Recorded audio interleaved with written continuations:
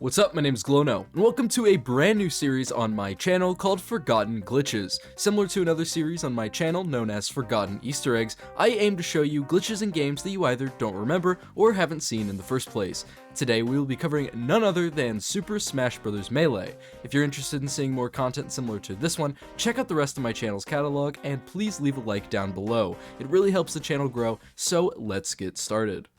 The first batch of glitches we are going to be covering today revolve around the name entry. Essentially, the name entry is a section of the character select screen that allows you to create a 4-character tag that will display over your fighter whilst in game using either English or Japanese characters.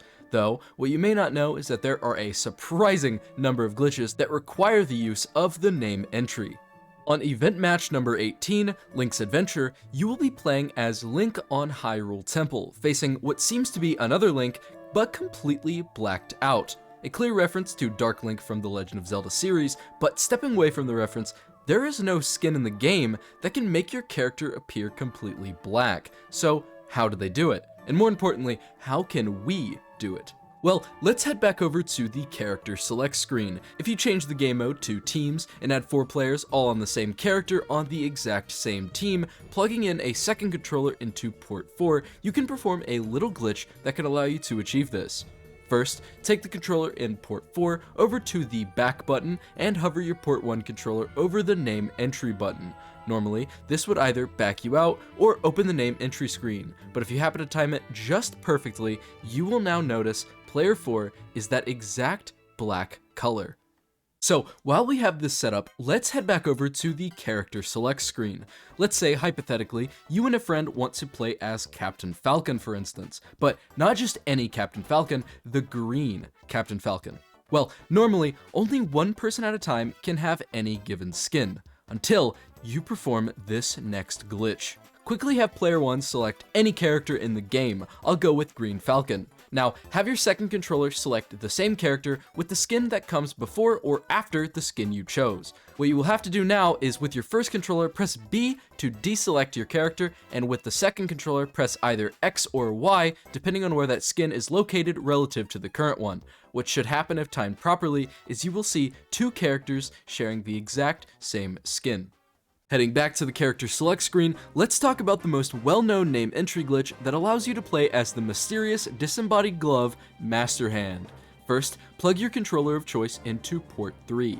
Avoid selecting a character and add another player or a CPU to fight against. Now, make sure at least one name is entered into the name entry screen because it makes the process leagues easier. So hover over the name entry button and you're going to want to hold B and press A twice. The timing is strange with this one as you're going to have to time the opening of the name entry screen with the game backing you out, which, if performed correctly, will show you the stage select screen. Once here, just select the stage and you will see that you are now playing as Master Hand. Now, there are places you can find a list of his moves and the button combinations needed to perform those moves, one specifically I will be leaving in the description.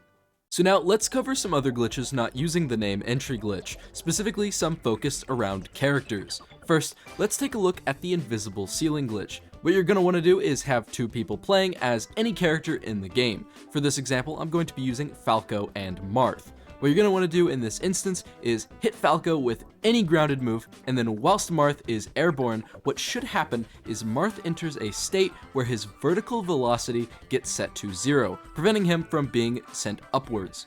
Once the airborne character touches the ground, however, the glitch is no longer active.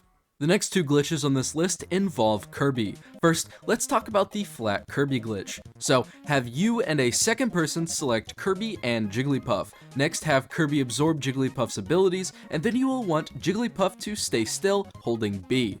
Whilst Jigglypuff is spinning, have Kirby float up into the air and start holding B as well. What you'll want to do is right before or right as Kirby lands, release the B button on both controllers, and you should hit each other at the same time. What you should notice is right after doing this, Kirby seems wider. This glitch can be repeated as many times as you want, but make sure you bring some health items with you because if you miss the timings, well, this might just happen. This next Kirby-related glitch will require a second player to choose Yoshi. Head over to training mode and then select any map of your choosing. After this, you want to set the speed to something slower than normal. Next, you'll want to absorb Yoshi's ability using Kirby. Once all of these steps are done, you are finally ready to perform the glitch. First, Kirby and Yoshi should be right next to each other. Press B as Kirby, and you should eat Yoshi. He will get stuck inside of an egg, and you will want to quickly rotate the joystick as fast as you can, then repeat once broken out. Eventually, you'll notice Yoshi gets increasingly smaller every time you do it. This glitch, just like the last one, can be repeated infinitely, but if you mess up the timings just once, the glitch will reset. Now, heading back over to the character select screen, choose Ice Climbers and one other character. If you want, you can bring along an item to hold to make this glitch easier, but other than that, select a map and you are ready to perform the glitch. First, what you're going to want to do is have the AI-controlled ice climber grab the enemy. After this, you're going to want to quickly press forward and then side B. If done correctly, the enemy should be frozen in place, where you can then attack him to 999% or release him by grabbing him. For our final couple of glitches, let me show you one of my personal favorites. It's titled Soul Breaker, and for good reason. Head over to training mode and select Mewtwo. The CPU doesn't matter, all you have to do is spawn in a red shell and throw it in front of you. As the shell comes back to you, you will want to use your side B, which will then push it back, acting as a reflector. What isn't obvious is that every time the shell gets reflected, the damage it deals increases. To get an idea of how much damage it is, stop reflecting, and Mewtwo will enter his shield break animation upon collision.